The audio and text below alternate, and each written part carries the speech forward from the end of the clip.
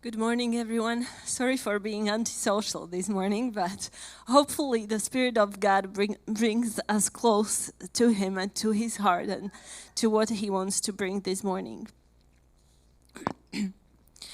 When I was a teenager, we used to travel quite a lot, even though we were not rich, but luckily my dad used to work for the railway, so we had cheaper tickets.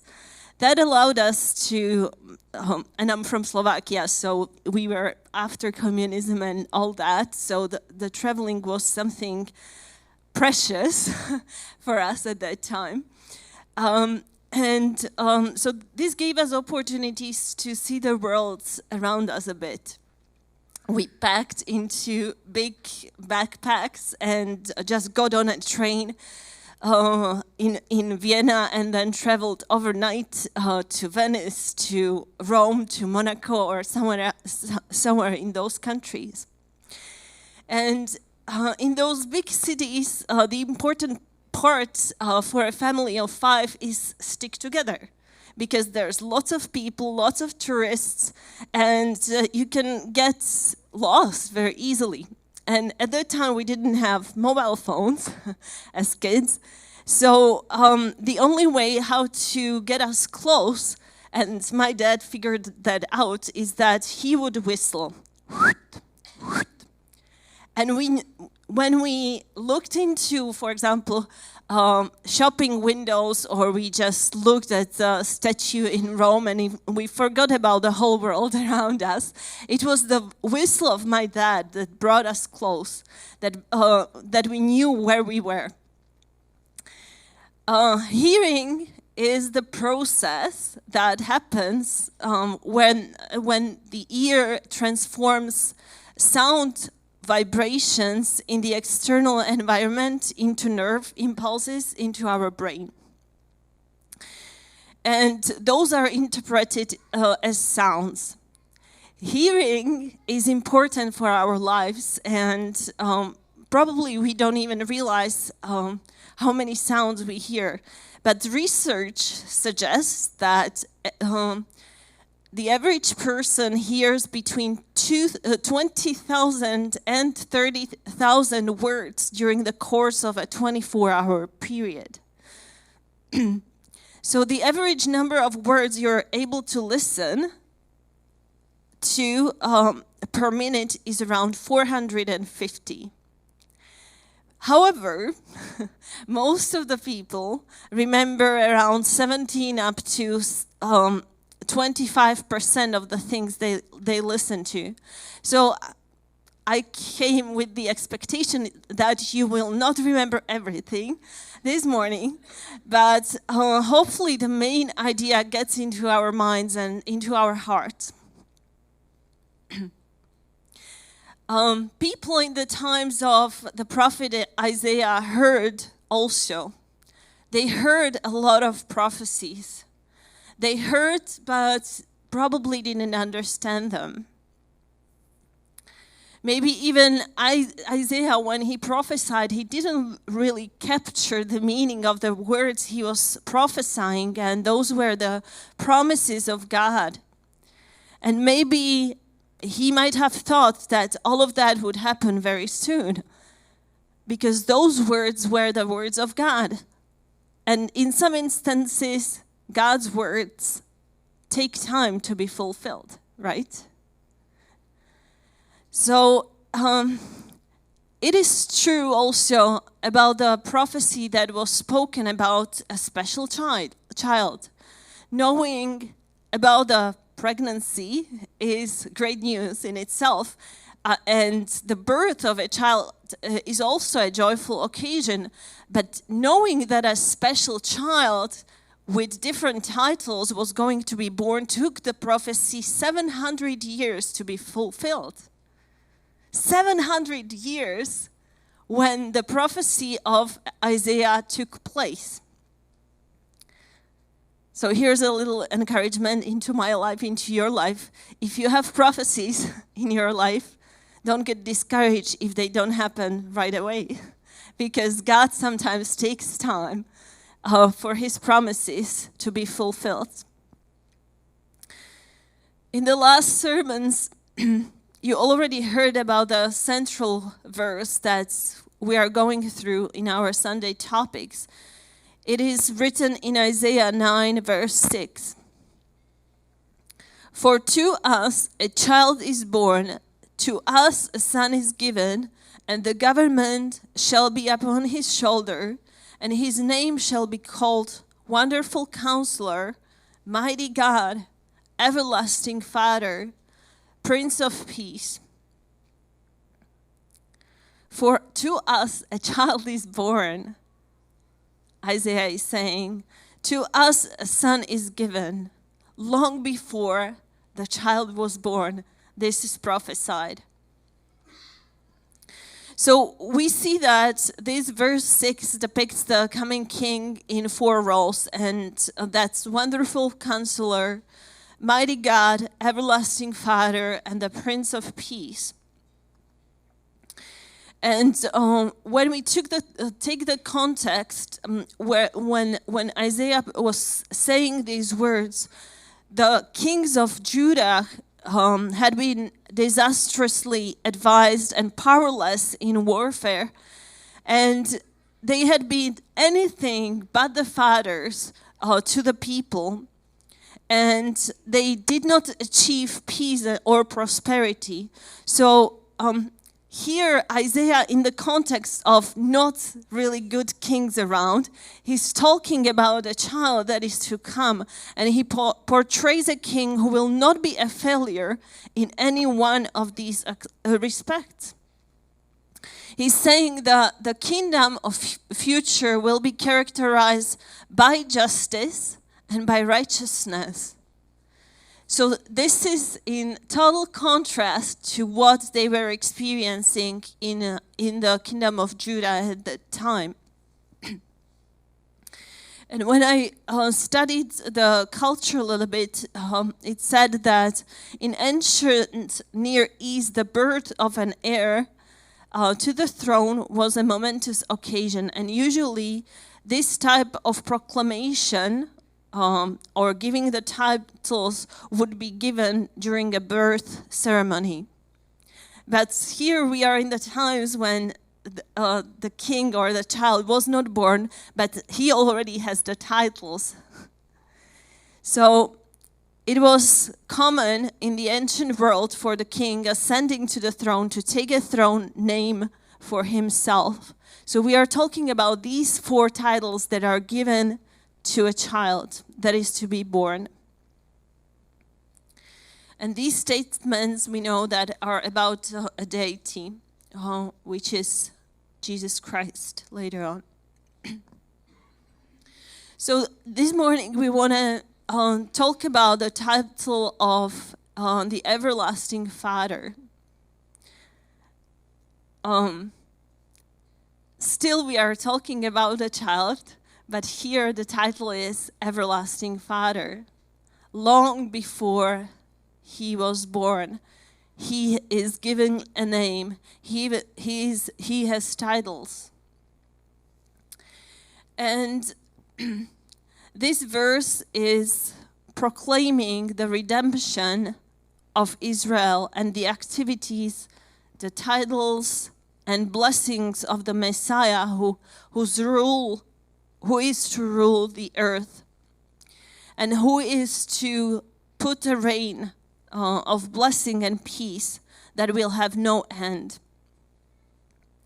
When we study Hebrew, the Hebrew phrase everlasting Father, it says that it could be literally translated as Father of eternity.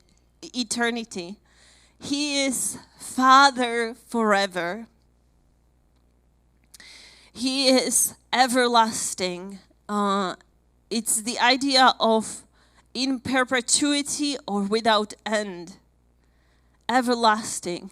As the next verse says of the Messiah, of the greatness of his government and peace, there will be no end. It's written in Isaiah 9:7.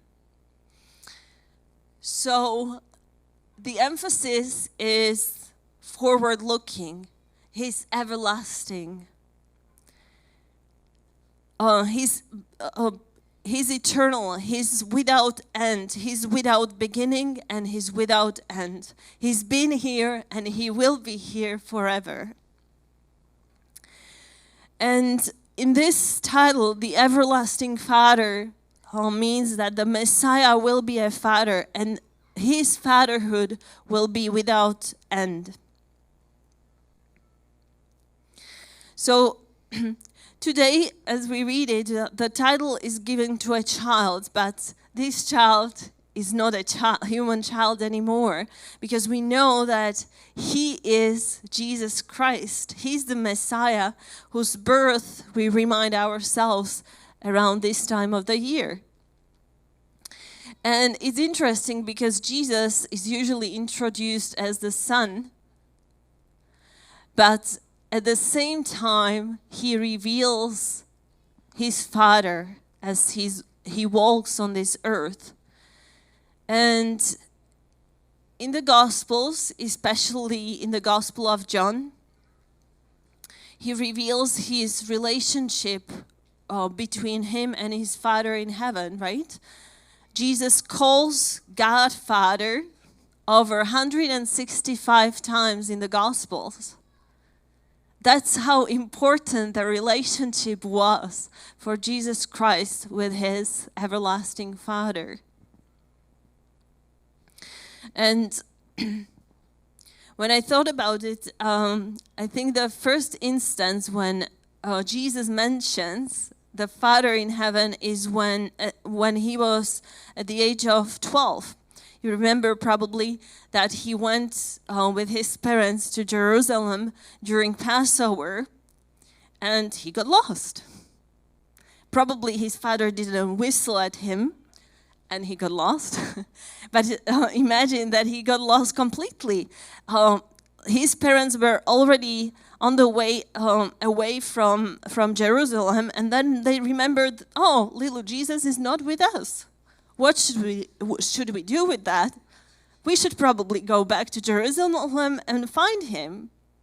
So I don't know how it all happened. It's just that I'm using my imagination, but definitely it's written there that they asked their friends, their family, and then they came to Jerusalem back, and then they found him as he was talking to the priests and to the religious people. 12-year-old child. And in Luke 2:48, we read, when his parents saw him, they were astonished. His mother said to him, "Son, why have you treated us like this? Your father and I have been anxiously searching for you." "Why were you searching for me?" he asked. "Didn't you know I had to be in my father's house?" But they did not understand what he was saying to them. Imagine his mother searching for a couple of hours, maybe days, and he's asking, why were you searching for me? He's just teaching them from that moment probably what's important for him. I mean, Mary and Joseph knew that their child was special, but probably it was maybe at this time they started to realize how special he was, because he's mentioning the Father's house. It's written there, they did not understand what he was saying to them. At that time, probably they just acknowledged that their child was special, but did not understand the relationship that Jesus had with his Father in heaven. In John 14:20, it says, "On that day you will realize that I am in my Father and you are in me, and I am in you." Jesus said to him, "I am the way, the truth, and the life. No one comes to the Father except through me.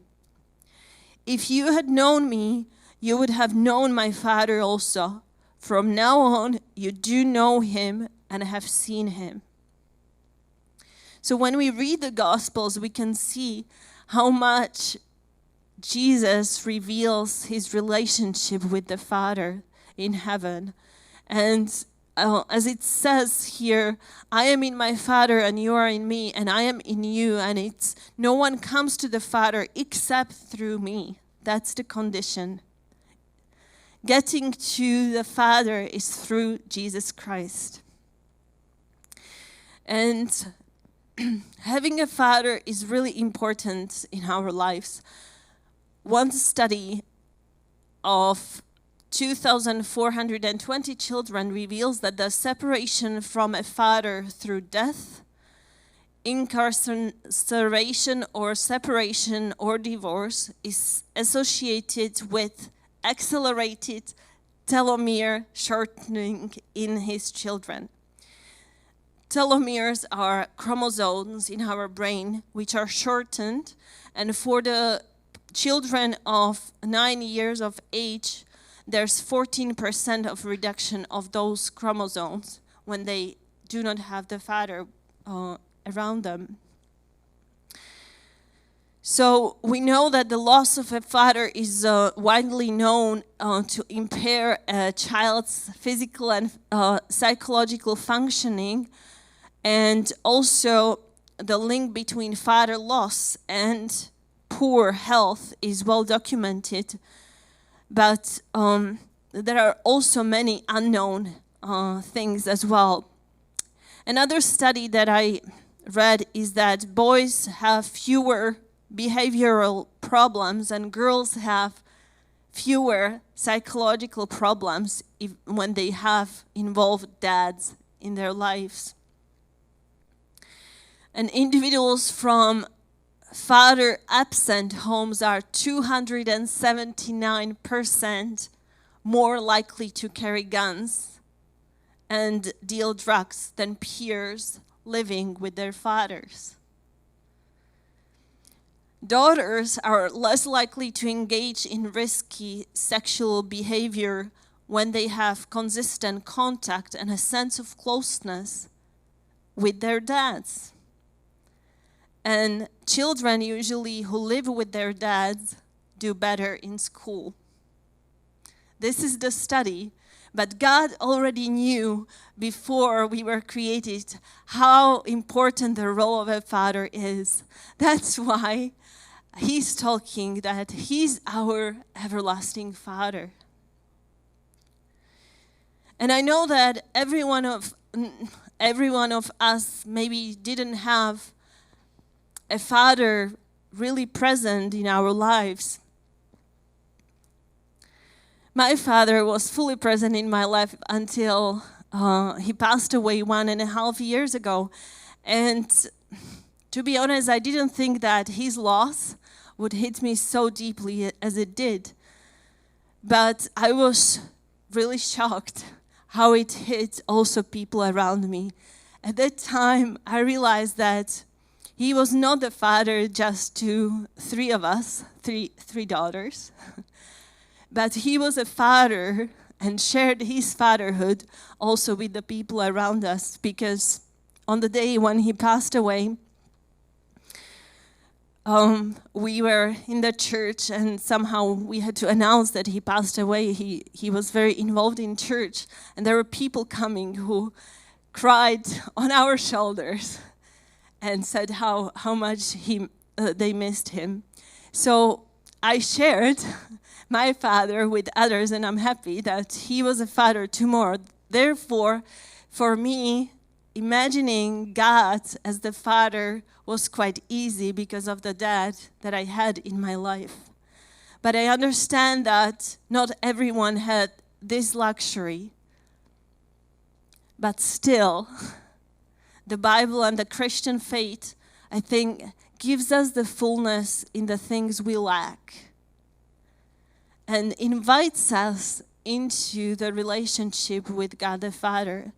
Despite our own relationship, or maybe no relationship, or with your father, Jesus invites us to the family with him, to share the family spirit with us.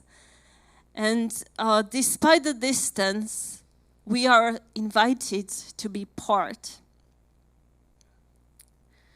In Ephesians 2:12, it says, "Remember that you were at that time separated from Christ, alienated from the commonwealth of Israel, and strangers to the covenants of promise, having no hope and without God in the world. But now, in Christ Jesus, you who once were far off have been brought near by the blood of Christ." You have been brought near. We are invited to be close to the Father, despite the relationship or a missing Father in our lives.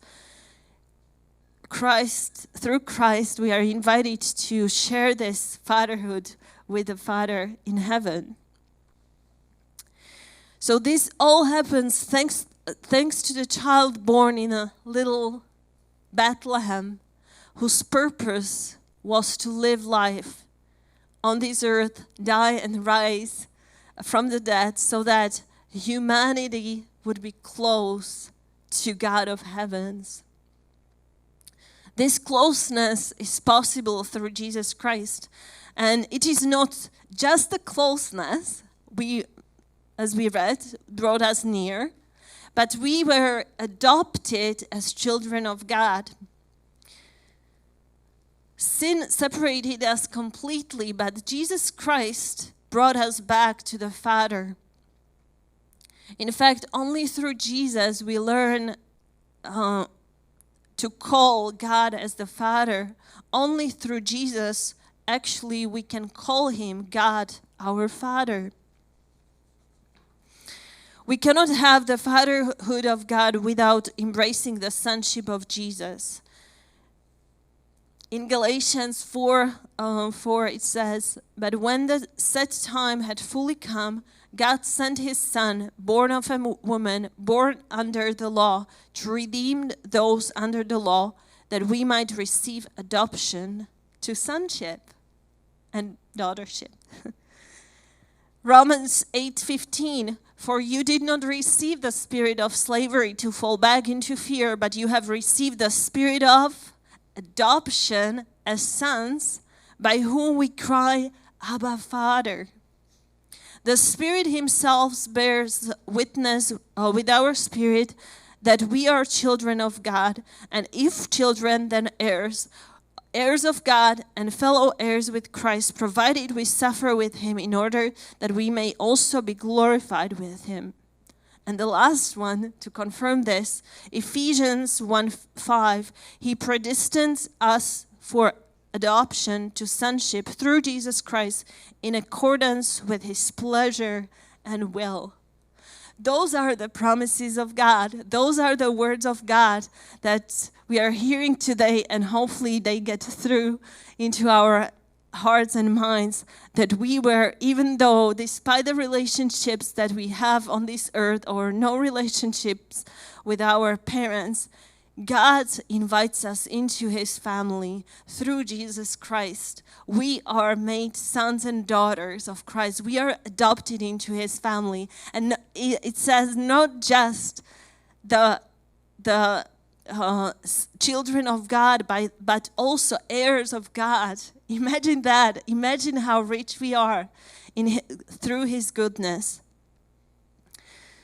So this morning, if you don't remember anything, just remember that you belong, that you are no stranger anymore, that thanks to Jesus Christ, you can grab this sonship and daughtership through Jesus and call God as your Father, Abba, Father.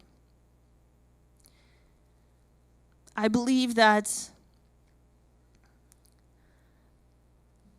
this everlasting Father invites you back, maybe with the whistling, maybe with whisper, but invites you back to his family. Maybe when you feel far away from God, the Father's arms are open wide, and he invites you back. No matter what you did, no matter who you are, because he already knows who you are as he created you. But here's a simple invitation this morning to the Father of heavens.